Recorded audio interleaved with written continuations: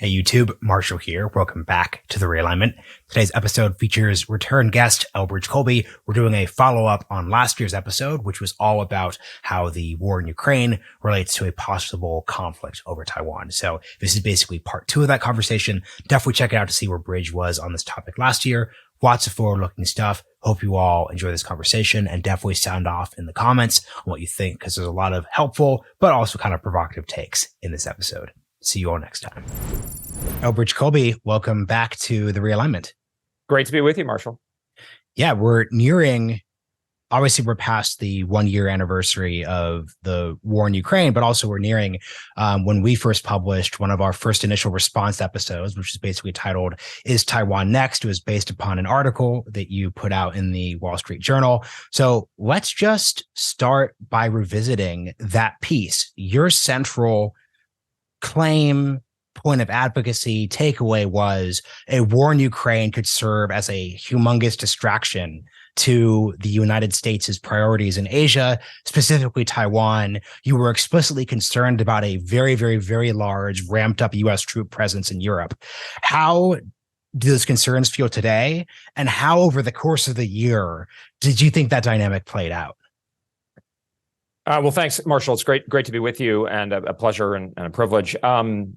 Unfortunately, I think my fears were well grounded. I think they unfortunately have been vindicated. I think if you look at the situation today, you have a large U.S. troop presence, considerably larger than before the war. That was notionally sort of discussed as being temporary, but there are no signs of it declining anytime soon. More fundamentally, you have I would say, consuming attention by the United States political establishment on Ukraine and on Europe.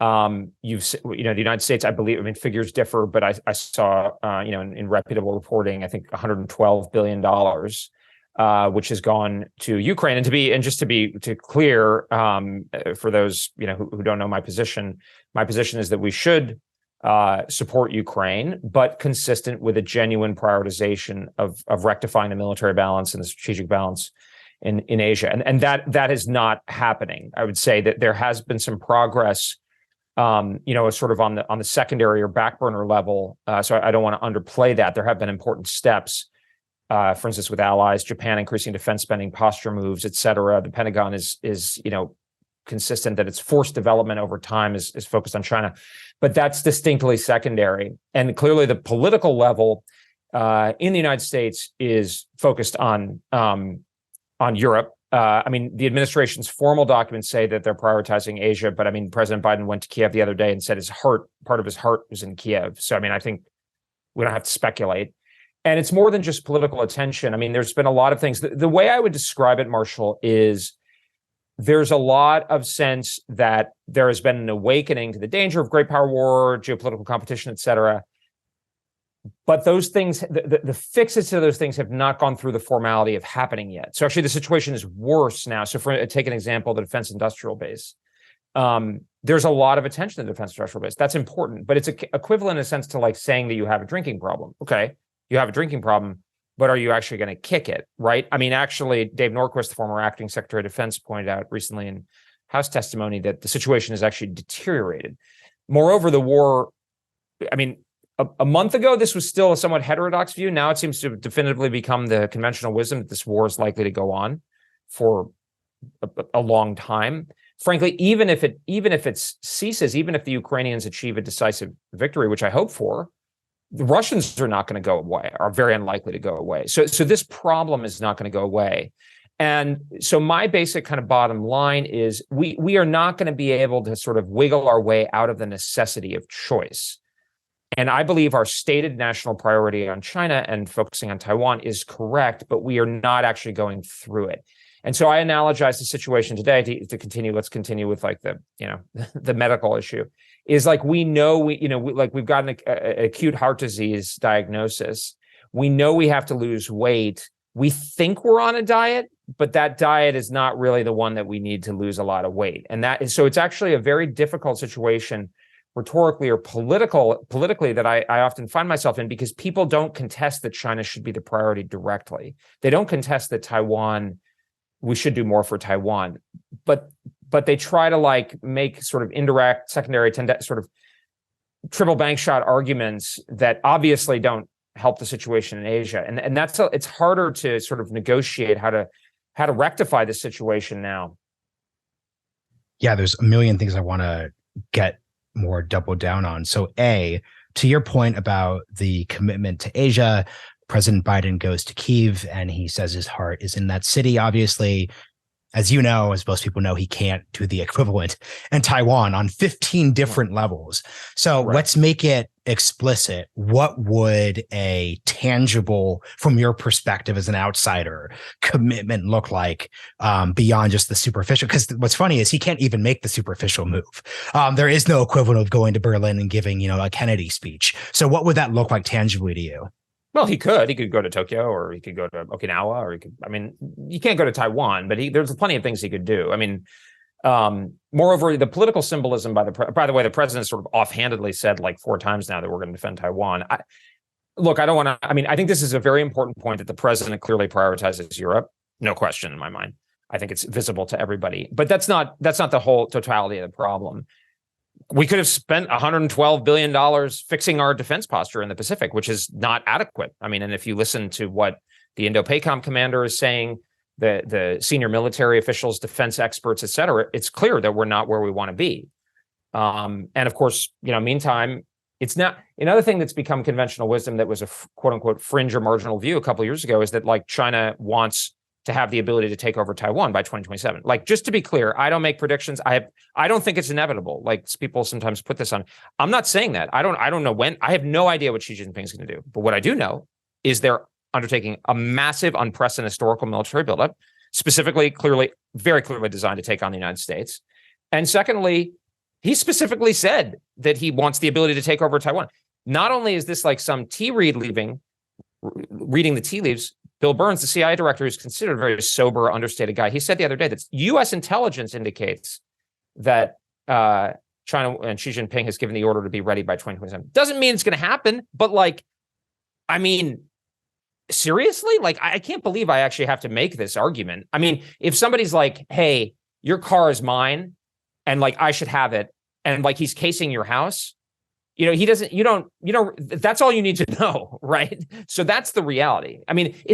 There's a lot of sort of over Baroque sort of arguments about, well, the fate of Taiwan is going to be settled in Ukraine, which largely tendentious.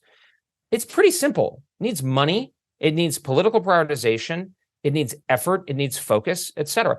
By the way, I'm not in favor of like recognizing Taiwan independence. I'm not in favor of provoking the Chinese. Actually, I'm quite worried about that. I thought it was a bad idea for Speaker Pelosi to go to Taiwan, for instance. But let's hit the gym really and not just talk out of both sides of our mouth.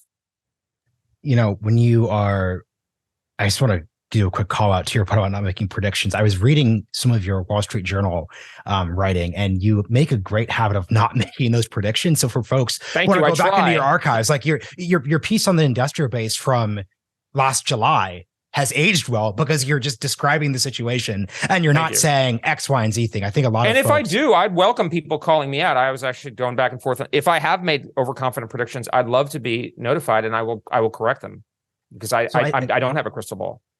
So I think the next question basically would be, I'm curious how, just thinking about American history, because I think the thing in the back of everyone's mind, I think one of the books back here is Arthur Herman's book about American business in World War II and reindustrialization. There's, I think in the back of the mind, the backstop, if you're someone who's directionally center-left pro-Taiwan is, look, we always struggle. There will be a ramp up. America has the industrial capacity. These are some of the comments actually on that Wall Street Journal piece. So what is your response to that? Wrong.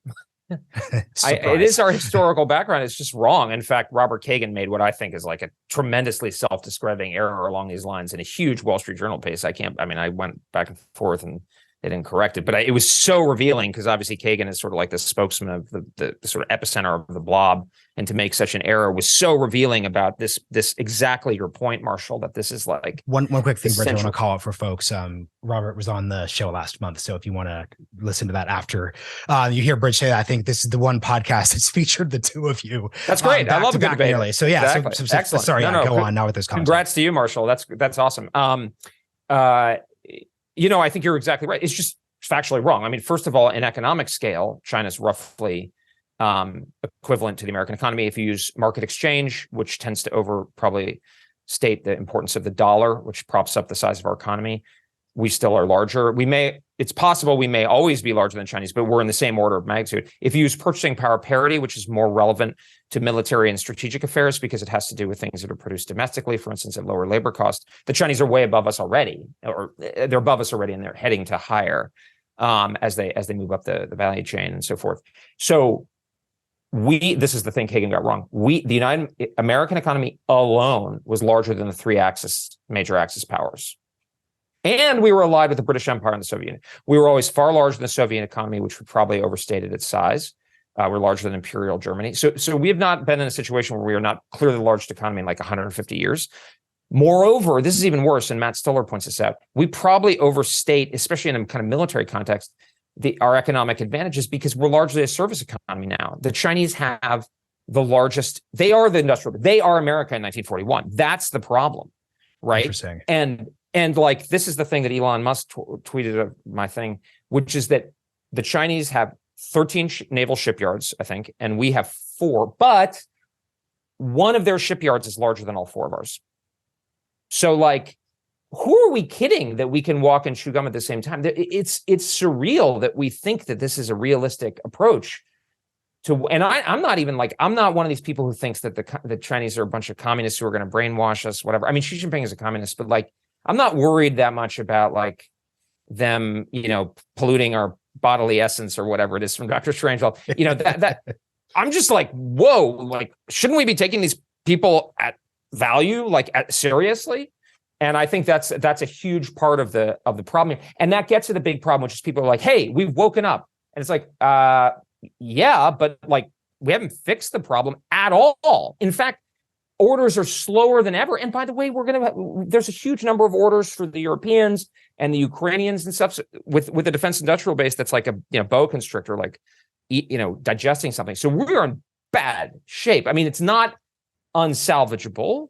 We can do it if we put our minds to it, but we need to recognize the seriousness of the problem. I think the thing that's interesting here then is that to some degree we are constrained, and you're telling by the World War II metaphor, because the World War II metaphor in almost every aspect is positive to us. So you're going to have a horrific end of 1941. You're going to have some really tough slogs in 1942, but ultimately by 1943, 1944, 1945, momentum, inherent strengths, that defense-based potential. Right. Could you just really give the audience a strong picture of the implication of China being us in 1941? Because I haven't heard it quite articulated that way. Like, what does that mean as we think of a geostrategic or even like military conflict competition? Because we've never had that before. I think that's your underlying point. Right. So just the scale of the American military buildup and by the way, it supplied the British and the Soviets to some degree. The Soviets also supplied a lot of their own equipment. Just the scale of the production. I mean, tens of thousands of aircraft. I think we had like, depending on how you define it, maybe like 20 main battle carriers, but like up to 100 like escort, if you include that. I mean, hundreds, well over 1,000 ships, I believe, et cetera. Weapons, blah, blah, blah. And like, I mean, my one example is like, we had a specialized ice cream ship that was there for the naval and marine and army forces in the Pacific, for instance, just to give you a sense of the scale.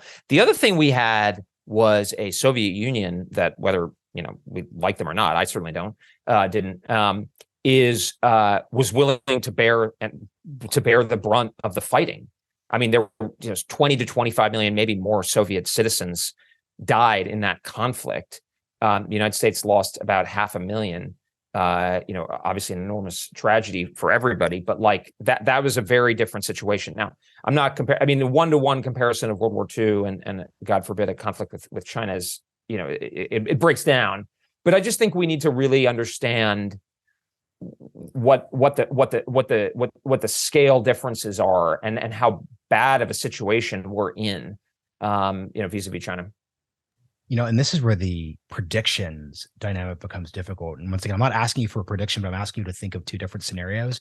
So it seems to me that if scenario one is a short, quick, and I don't mean short or quick in the I mean this in the kind of like anecdotal sense, a sharp conflict with China over Taiwan. So this is where a lot of the war games talk about. Like, it goes on for a few weeks, it goes on for a month. That seems to me to be the type of conflict where the structural weaknesses in our economy matter a little less. So it's a problem, but that's a dynamic. Versus a longer, protracted conflict. This is the point about how there's a version of the war in Ukraine that goes until June.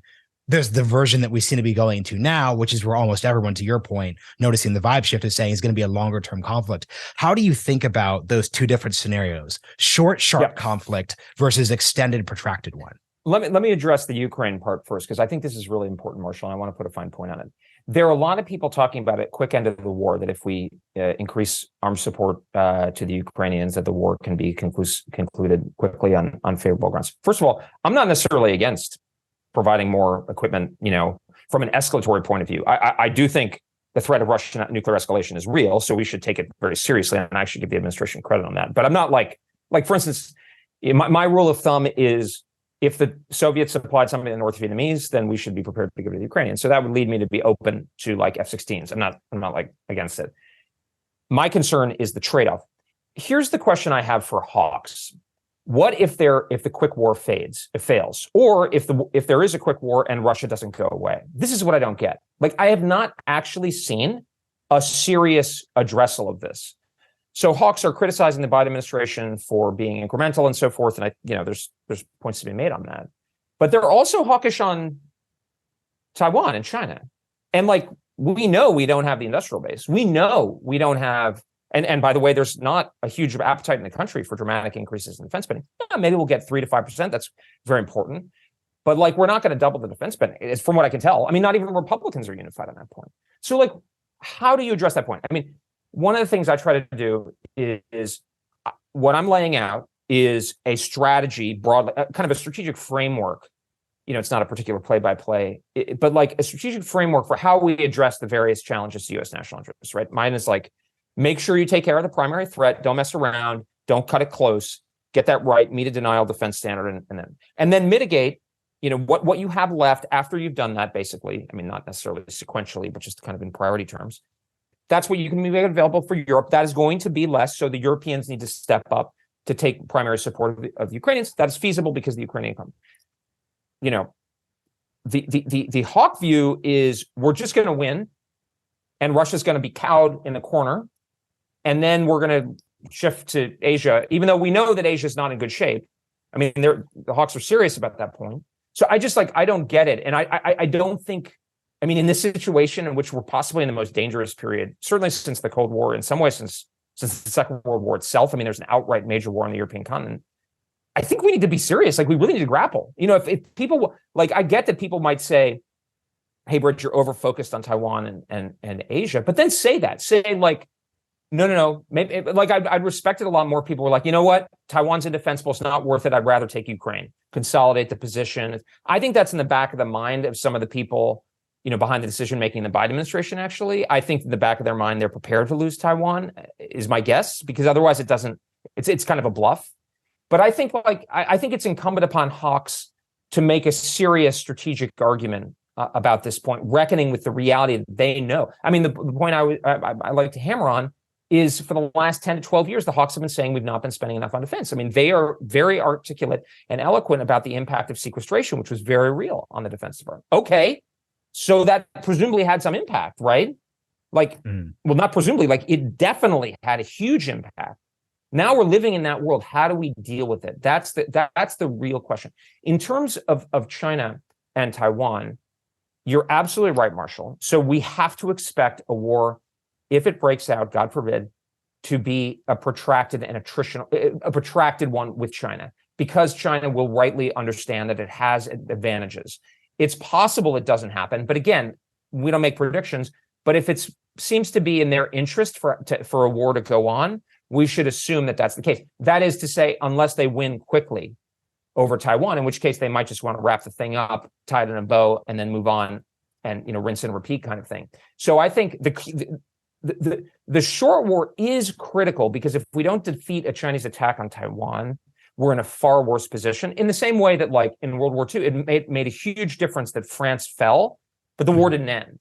To your point, to flip, right? The Western Allies benefited from a long war relative to the alternative, but it would have been better if France had held on. So in the same way, we've got to win the short war.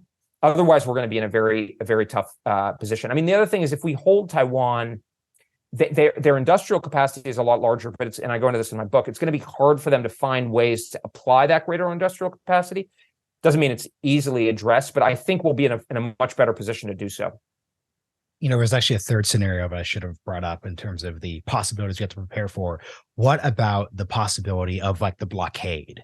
Just the idea that they say to themselves, look, for good or for ill, the war in Ukraine has proved that you can't just make these big moves assuming it's going to work. So instead, blockade, call the US bluff. It's far different to attack than to defend in that sense. What do you think about the blockade situation? Yeah, I don't. I actually think the lesson is actually the reverse, and some of what Burns has said indicates, this is a few months ago, that he agrees. Let me. And by Burns, you mean the CIA director? CIA director. So one is, blockade is not a great strategy for China. So actually, if they try it, I actually think that might not be the worst thing for us. I mean, I'm not hoping for it, but like, it's better than the alternative, because the way a blockade works is it imposes such horrible costs on the targeted population that they give up. So people basically starving and dying in the streets, and people losing medical care because power goes off. That's going to put China in a bad situation. And it tends not to work when countries are talking about their fundamental independence. I mean, small I here in the case of Taiwan, their autonomy. In fact, I actually don't think there is an example of a country using blockade to force another country's capitulation. It's often part of that, like in the Civil War, World War I, or something like that, but it's not the main kill mechanism, largely because countries directly attack when they have the ability to mount a blockade, because it's much more effective. Quick question. Isn't the fact that Taiwan is an island seems like the island makes so let me get to that. It's an island. Yeah. It's more vulnerable. Right. So like in World War II, the Germans obviously, initially they tried a direct attack. That was the Battle of Britain, was the setup for that. And then they decided not to do it. But then they did the U-boat campaign. Well, which could have worked. It's not impossible. The problem there is, yes, Taiwan's an island, but this is going to set up, and there's 2 points. One is it prompts the U.S. and they lose the element of surprise. One is that would be a belligerent act. It would put U.S. credibility and so forth on the line with respect to Taiwan. Okay, the U.S. going to break the blockade? I think we absolutely have to. We're totally unreliable if you don't do that. So essentially, what the U.S. does is this would not be easy, but it is manageable. The U.S. flagged tankers in the Iran-Iraq war era and so forth. This is something that has happened many times in history. We would just essentially challenge and break the blockade. And I think China, or hopefully that it was China that shot first. So we would seem like the defending party, which would catalyze U.S. and allied resolve. Here's the problem. If that happens, the United States is going to be generated and ready for a conflict to escalate. And so China would lose the element of surprise. And the problem with that is that for a direct attack, if China wanted to escalate from that point, surprise is very, very important. Because if you're launching an amphibious invasion, you definitely want as much surprise as you can get. Because surprise is not quite the technically right word. It's more like movement without generating a response. We may see it as long as it doesn't catalyze a political military response. And the thing is, the lesson of the Ukraine war isn't that it can't be done. It can definitely be done. You just got to do it right. I think the lesson of the Ukraine war is that the Russians screwed up big time. They didn't, the way I put it is, if you were thinking of sending 2 missiles, send 6. If you were thinking of somebody who's going to defect, kill them. If you were thinking of dropping 10,000 guys, drop 25,000 guys. That sort of thing. Like, leave nothing to chance. I mean, we took over Iraq in 2003. It's definitely doable. It's just, I think in the case of the Ukraine war, the Russians probably overestimated their own capability and underestimated the Ukrainians. It's possible we're underestimating the Chinese and overestimating the Taiwanese. It's possible you got it about right.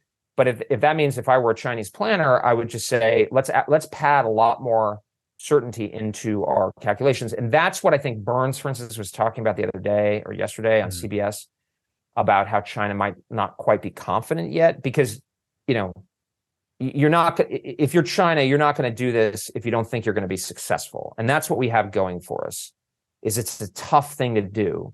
And there's a lot of risk for China. And if Xi Jinping fails, it's very bad for him. So even if, say, China's like 51% confident, that might not be enough. I mean, if I were China, I wouldn't do it with 51% confidence. I'd want to be more like 80% confident.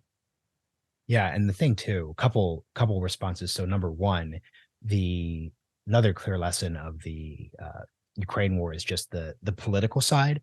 So when you were talking about how a cost of the blockade is people are starving, people are dying, it's barbaric, frankly, in terms of what it would actually reflect upon China's actions in the, case of social media, which drives the American political response. Right. I think that if the Russians could go back in time, them allowing Bucha and like other incidents entirely changed the dynamic. So it's one thing to invade and it's just acquiesce, but if you just have weeks and weeks and weeks of starving Taiwanese people, terrible. It's the demand in allied countries for intervention, attack is just going to be really heightened. So I really wanted to emphasize that point. Yeah, exactly right. That's a great point. Exactly. I think another question, and this is another lesson of the Ukraine war, which is that the salience of national identity and willingness to fight. So if we're going to contrast, let's say, the fall of Afghanistan to the Taliban with the fall of Ukraine, Afghan national identity overstated in terms of willingness to fight this or that, identification with the status quo government, whatever. Ukraine, the Russians make the opposite mistake, assuming that Ukrainian national identity, but also just loyalty to the government was much lower than it was. How do you think about that dynamic in Taiwan and the degree to which the Chinese are probably, because if once again, if I'm a Chinese planner, I'm thinking, okay, open arms, or is this another resistance situation? Yeah. Hard to know. You hear different things about the Taiwanese, that they don't, I mean, they clearly don't want to fall under Chinese, communist control. The question is how resolute are they? I think if I were a Chinese planner, and therefore how I'm thinking about it from our perspective, is I wouldn't take any chances. I wouldn't expect to be welcomed with open arms. And I don't think the Chinese do. I mean, because if you see the way they talk about split us and independent separate, I mean, political warfare kind of stuff, I don't think they have delusions that the Taiwanese, I'm sure there's some on Taiwan who would, and including some in important positions possibly. But I don't think it's, and I think that's clearly a lesson of this conflict for China, is like, don't bet on that, and don't take any chances. You're not, pulling the Russian move of packing your dress uniforms for the, march through Kiev in this scenario. Right. I mean, we made that mistake too, right? I mean, they will welcome us as liberators and that kind of stuff. So it's not impossible the Chinese make the mistake. My general point is, it's possible the Chinese make mistakes. If they make a mistake, they'll be easier to handle. So we should assume that they won't make mistakes, or macro mistakes. So before I pivot off of this broad topic, I just want to really pick up a metaphor that I'm serious. I really enjoy this metaphor because it's going to help me think through the administration's discourse on this topic, which is everyone, to your point, says we're alcoholics. That's the generic line. But there's a difference between saying, and look, it is an accomplishment to admit you're an alcoholic, like it's acknowledged. Yeah, it is. No, it's critical. It's the first step. It's critical. The first step, but the follow-up question, if it's your family, your friends, your employer, is okay, like what now? So the broad consensus is we're alcoholics. Mm-hmm. What is your, I don't want to say alternative path, because I think things are pretty up for grabs, especially given the now conventional acknowledgement of a long-term Ukraine war. I think that acknowledgement is actually deeply important in terms of how we're thinking about this, because if you can't say this is a 6-8 month thing, it has to change how you think about this. What is the Bridge Colby 12-step program? If we're accepting, or maybe pick a different program. I think it works. That's a great. Actually, the metaphor carries. It's like I have this metaphor about Taiwan as a man in the water with a shark that I love, but but I think it carries. You can't drop that and not give me the metaphor of the shark. Okay, so the metaphor of the shark, I'll try to be brief, and it really works in my view. The Taiwanese don't love it, but it really works. It's like Taiwan is a man with a cut. I was in the water last spring with my wife, and we got a cold in because there was a shark, and I couldn't see the shark in the water. The lifeguard could see the shark. We couldn't see the shark, even though we were closer to it. Pulled us out. Here's how it goes. Taiwan, a man with a cut in the water. There's America is a man in a boat, and is saying there's a great white shark in the water. Taiwan, swim over here. I'm not going to jump in the water because we're friends, but I got a family. Like, sorry, you're not like the most important thing in my world. But I will stick my hand and risk my hand getting bitten off to help you. But you got to swim. And Taiwan is the way, to me, the way you can explain a lot of what's like at a human level, what's happening in Taiwan is they're kind of paralyzed, right? I mean, they are doing some things, but not clearly not in the right order of magnitude given the scale of the threat. Is like if you're a man in the water and someone's telling you there's a great white shark and you need to swim, well, are you sure he's right? Maybe he's wrong, right? But even more to the point, if I start swimming, that is building up, getting more serious, maybe, kicking in the water provokes sharks. There's this huge shark out there. It's faster than I am to get to the boat. I'm going to get eaten, So like, that's sort of another thing. And so it's like, and then maybe you're thinking like, maybe it's not a great white shark. Maybe it's like it's like a reef shark, so I'll get bit, but like, I don't need to worry about it. Maybe the PLA is not so strong. Anyway, so I think that metaphor actually kind of works, right? And the other thing about it is like, America's in the boat. We can see the size of the shark. And actually work because like our overhead, our intelligence apparatus is much better than Taiwan's. Taiwan has better kind of finger feel of China and China's culture. Like they helped, I think they dealt with COVID a lot better. They shut down Taiwan much before America shut down, like months, I think, if I'm not mistaken. So they have a better sense of like China at like the kind of regular level. But like we're talking here, we're not talking about what people in like Guangdong think. We're talking about what the leadership is doing and what the PLA is doing. That is, you're better off with like the big.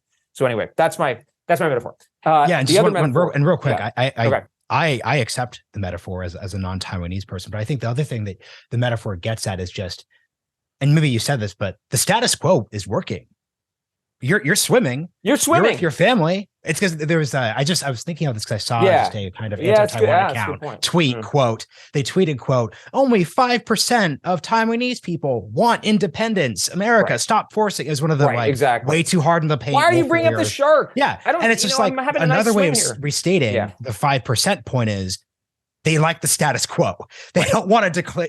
No, you and I are not advocating for the Taiwanese to say no.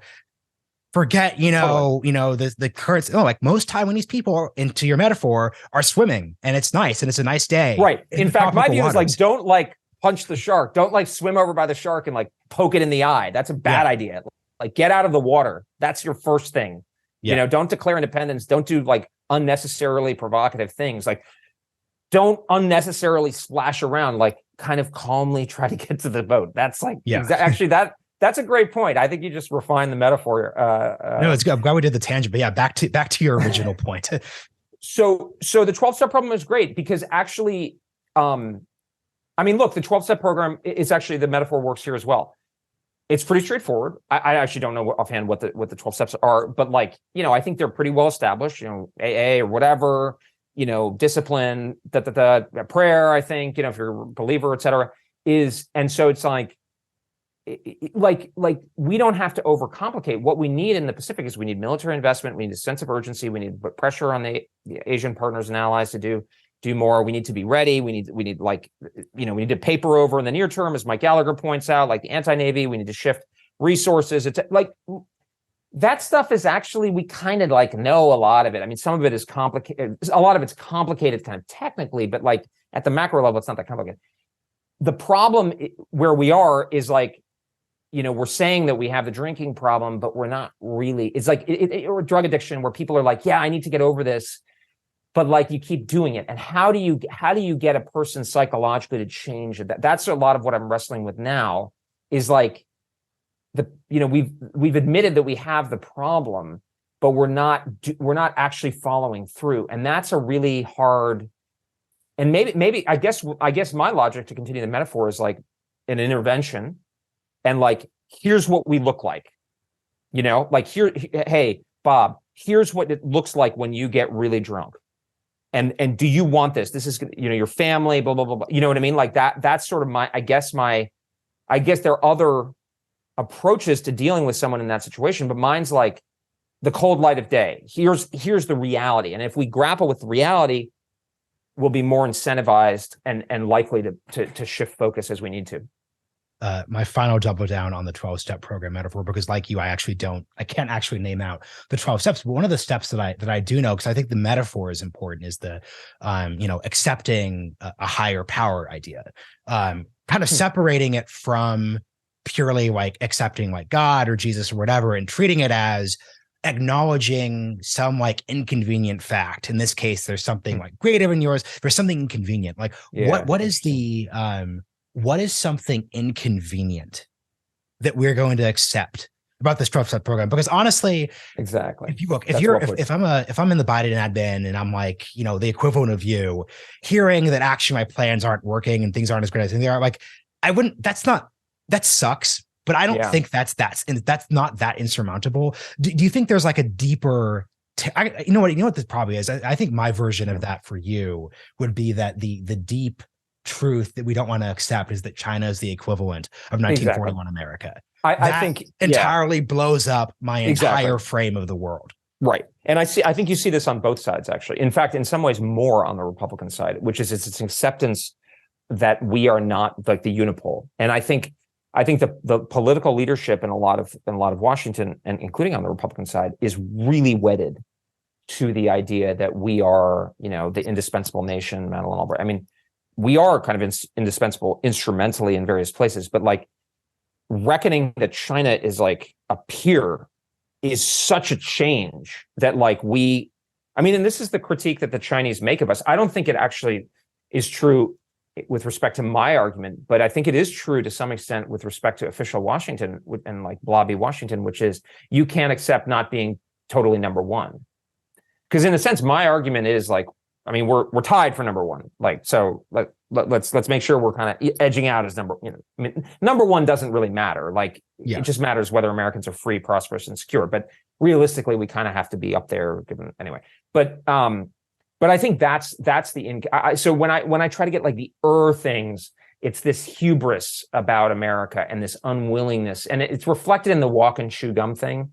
That's why I go just hammer on that all the time, is because it's Can you explain the debate you're speaking about? Yeah. So whenever like John Kirby or one of these people is asked about what are we doing in Asia, he says the U.S. can walk and chew gum at the same time. And it's just, to you take on the metaphor, it's so revealing, because it's like, what is walking and chewing gum? You're having on the street and you're just like chewing gum. Like, that's easy. Like, and actually, 4-year-old should. Thank you for putting it that way, because I've actually never. You're right. That's actually a very easy thing. Yeah. Well, I'm always like, well, how about wrestling a dragon and sprinting a marathon? Like that would be like kind of, whoa. Okay. Sorry. Okay. That's really pretty hard. Like, now I see what you're talking about. That would be. I think that would be much more accurate. Because like, we're not like just like, is China the walking or the chewing gum? Like, no, right? And nobody in like, the thing about walking and chewing gum, like no successful business is like, hey, we can walk and chew gum at the same time. Like, it's obvious. I mean, I'm not a successful businessman, but like, it's obvious successful businesses pick their priorities very carefully and go after them, like Apple and the iPhone. I mean, again, I'm not an expert, but like stretching. It's just basic. It's just basic, right? And it's just so revealing. And the fact that the Democrats and the Republicans, a lot of them, the sort of traditional ones, just like completely sign on to that, is so revealing about where the mindset is. And it's really not accurate. And if you talk to commercial people, they're obviously, Asia and China is the world's biggest market, and so there's like this real disconnect that I think a lot of it is explained by age. Honestly, I think the way I think about it is like a lot of people in Washington still think the Chinese are riding around on bicycles and wearing mouse suits. There's a picture somebody put on Twitter of like the change in Shanghai from over the last 20 or 30 years. And it's like, that's just, there's probably well over 100 cities like that in China, probably maybe like into the several hundreds, just the scale of what's happening. And people are like, yeah, we can chew gum. Like, that's easy. No problem. No, wrong. So two last big things. So number one, I wonder, I do a lot of like thinking around the like post like neoliberalism space, and This podcast is funded by the Hewitt Foundation, which is like center left. So, I'm thinking about this, but they tend not to be as focused on the foreign policy aspect. I wonder if some of the reluctance on the GOP/conservative side to take some of your arguments seriously is it really puts you in an awkward place, because there seems to be a degree of government needs to do X. There needs to be energy here. Because I think the center left to left version is like, we just don't think about these issues. So that explains some of the difficulty there. But I think on the right side, I think there's something a little too FDR-y about this industrial based discourse. Maybe I'm wrong. But I'm just kind of like I'm curious. No. Well, China is so critical to the whole neoliberal thing, and I have my own sympathies. Like I'm sort of my own personal sympathies are more new righty, as I think but I want to just be really like clinical about it and try to abstract from those personal preferences, because I think your point is exactly right and objectively so. China is critical to the whole and China, the whole China debate is critical to the whole neoliberal versus industrial policy and so forth, new right, kind of new left or whatever kind of debate, because China is the huge market that is the symbiotic relationship for the financialization and servicization of the American economy, right? We deliberately, knowingly offshored a huge amount of that. And the basic neoliberal argument on the right, the sort of neoclassical economics, was that like basically 2 points. And the second one is not emphasized enough. One is that China would liberalize. Okay, maybe. Secondly, more importantly, and this is the critical claim, is that we would outcompete them anyway. And that is the one that's been wrong. That is the one that's been wrong. The Chinese have not just like, they don't just make toy cars and whatever. They are ascending the value chain through massive industrial policy. So my view is that like whatever one thinks of industrial or like state intervention in the economy in like a vacuum, and there are useful and important debates about that. What has been, I think, conclusively demonstrated to be untrue is that we cannot do state intervention in the economy and have a massive Jupiter-sized economy also doing industrial policy and succeed. So like whatever you think, like you might be a Milton Friedman guy in the vacuum, but I think you have to recognize that in the face of massive industrial policy by the world's other largest economy, we can't be like fighting with both hands tied behind our back. And that is very difficult. And it also connects to cui bono, who benefited in this globalization of the economy. And I don't want to get too moralistic about it, personally, but just like it's connected to obviously Wall Street, Hollywood, et cetera, consulting firms, et cetera, that benefit from this Chimerica kind of model. And when you're breaking that apart, and by the way, I don't think full-scale decoupling is necessary for reasons I can get into, but I think that it's touching on real, and that's part of the thing I think that's going on also. We love to lambaste the Germans, and nobody loves to lambaste the Germans more than I do, but about... And you mean like status quo 2023 Germans, not the Nazis or like the Kaiser. Right. I mean, of course, hopefully we're all right, but I mean like today. But for being enmeshed with the Russians and the difficulty they have in unenmeshing themselves, this is a huge hypocrisy on our part. Huge. We are deeply enmeshed with a country that is 10 times the economic size. And by the way, the Indians point this out, which I appreciate to our face. We built up China, and we are the ones who are having difficulty enmeshing. And people are really enmeshed, right? I mean, obviously there's Tim Cook and all these things, but like the most powerful people in our society are deeply enmeshed in China. And we have the audacity to lecture the Germans on this point. So it's easy for us to, here's the thing, it's kind of easier for us to have the Russians as the bête noire, or the bad guy, because like we're not really exposed. It doesn't involve any significant changes. But it's much less consequential, whereas China is like, that's real for us.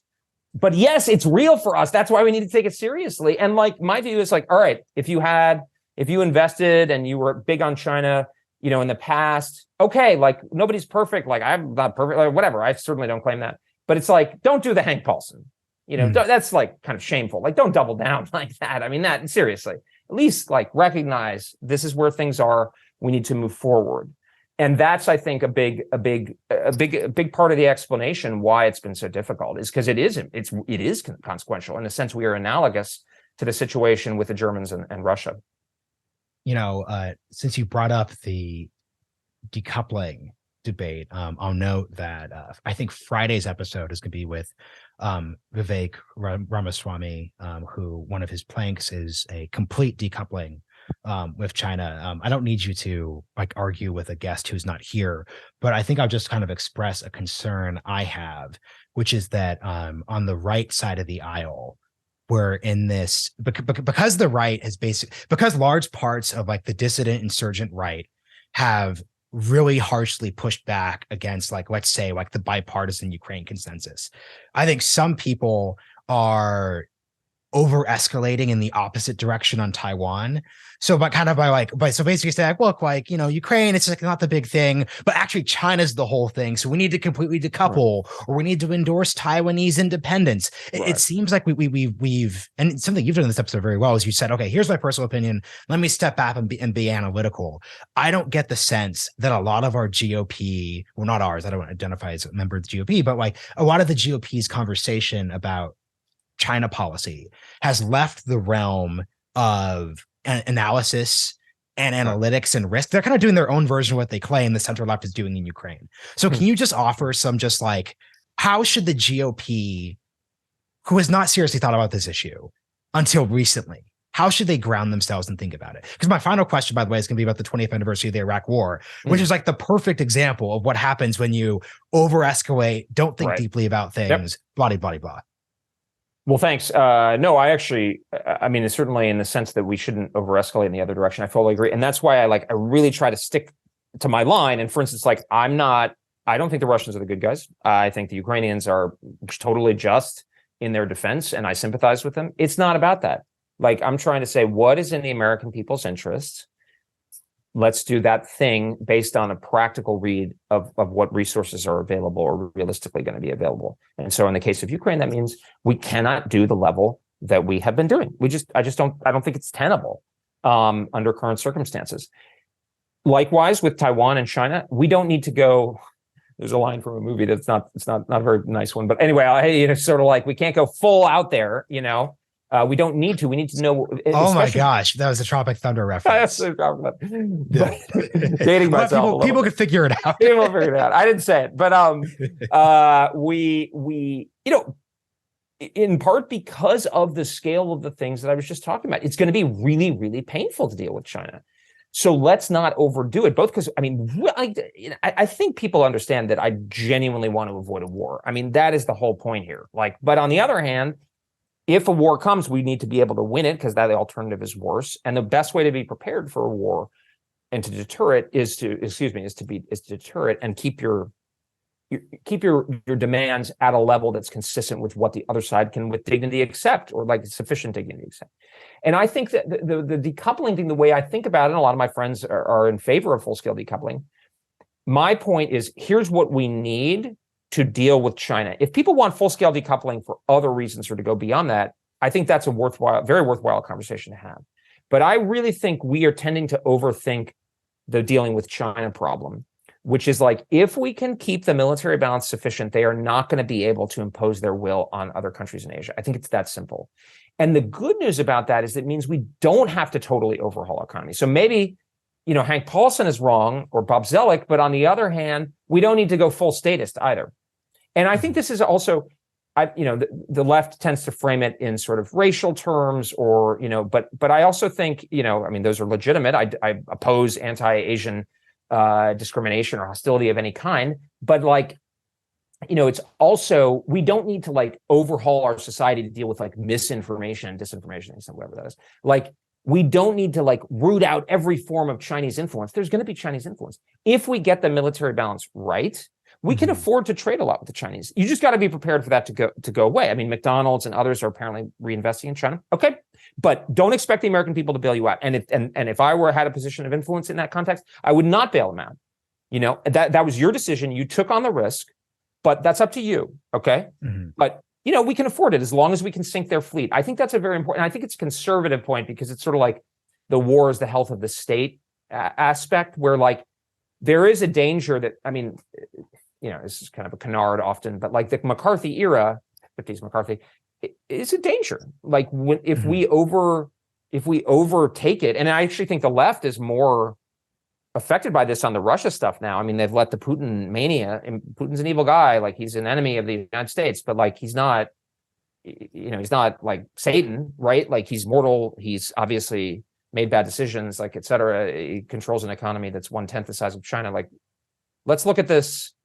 Let's look at, I actually just parenthetically, I just put on Twitter before I started, is something, it's like, over the last year, it's like, I've made a mistake in some ways, like, because the way I think about how we should think about our foreign policy is almost like as a fiduciary, like we're fiduciary. People who do our foreign policy should be fiduciaries of the American people. So it's like a business kind of thing. You have friends if you're in a business environment, but you're also competitive and you expect them to do their part if they work at the same company.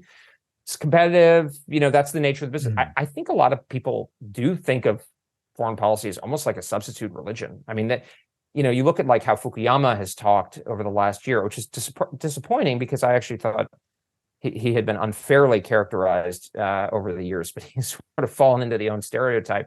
But it's like there is this sort of millenarian element to the discourse that's part of the problem. I don't know how that relates to the 12-step, maybe they're smoking peyote or something. It's something like a religious experience, and that's a lot harder to convince somebody to get off of. Yeah. So the last question, 20th anniversary of the war in Iraq. I'm just, not between us because this is the podcast. I'm obsessed with the war in Iraq right now, just because it's been enough time that I think most people, especially in my generation of cohort, either never learned anything about it beyond just like the top end talking points, or B, people who are like older are kind of using it to advance like their own political objectives. So like I had a great conversation with Christopher Miller. He was the Trump's final acting secretary of defense, and during the conversation we're talking about Iraq, and he's talking about the generals, like they weren't like punished, and I'm like, wait, like let's go through the decisions you thought were bad. That's Paul Bremer. He's a civilian. Okay, like that's someone political in White House overriding General Shinseki, et cetera, et cetera, et cetera.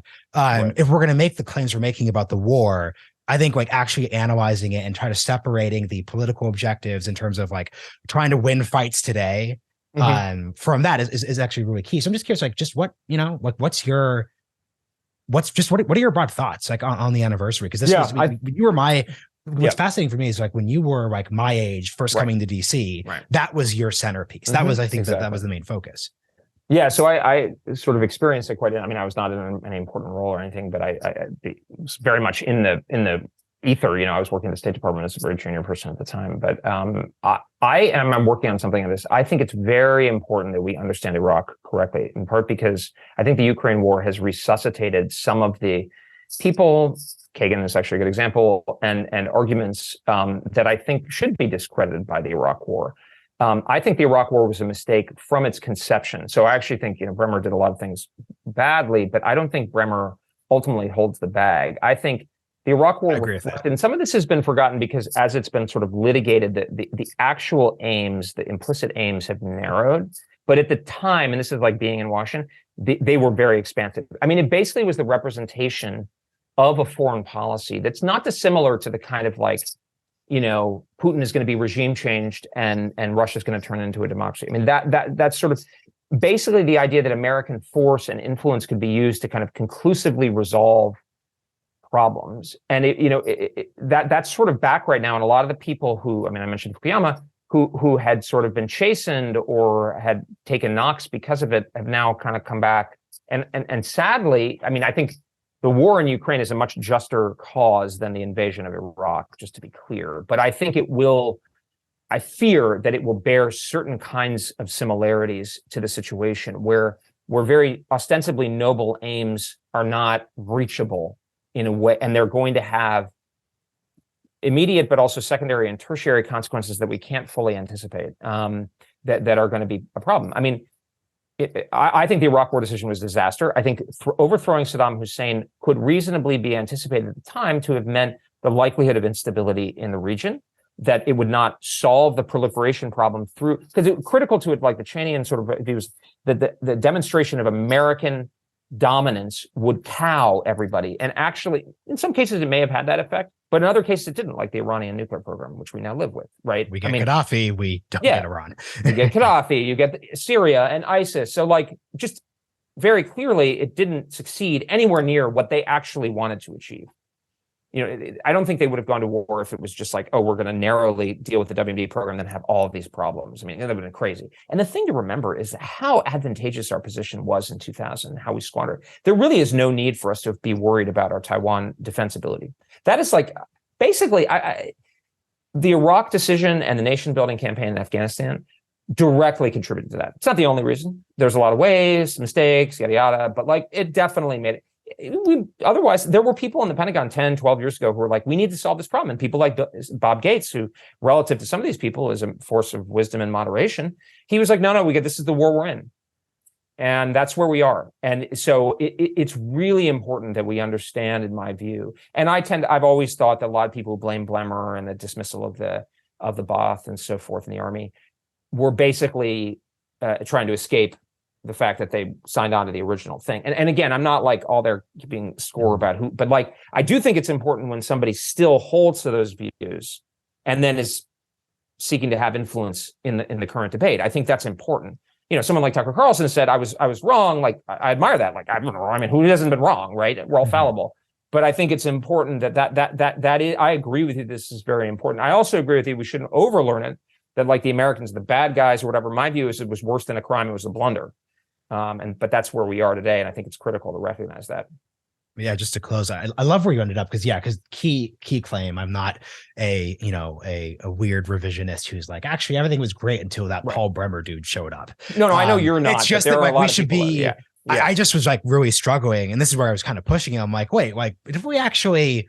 Like how much of our beef is with like Ricardo Sanchez, if anyone even remembers who he was. I do. Yes, versus, you do. Defense person. Versus like a broad civilian operator. Then I'm looking the last thing here too, and this is. Oh no, the politicians. But although I think we should take with a grain of salt a lot of these generals who are on TV all the time. But fair. But it's definitely Ricardo Sanchez did not get his TV deal. That's true. It was the political strategic decision, and it was not the intelligence community's fault either. Although they also made mistakes, but it was a political strategic decision, and that's where the responsibility should lie. So yeah, I think that is a excellent place to leave it. Which has been really great. Do you have anything? So obviously, could you just shout the book out? Has the book aged well? 2021 is it still worth like shouting out the book?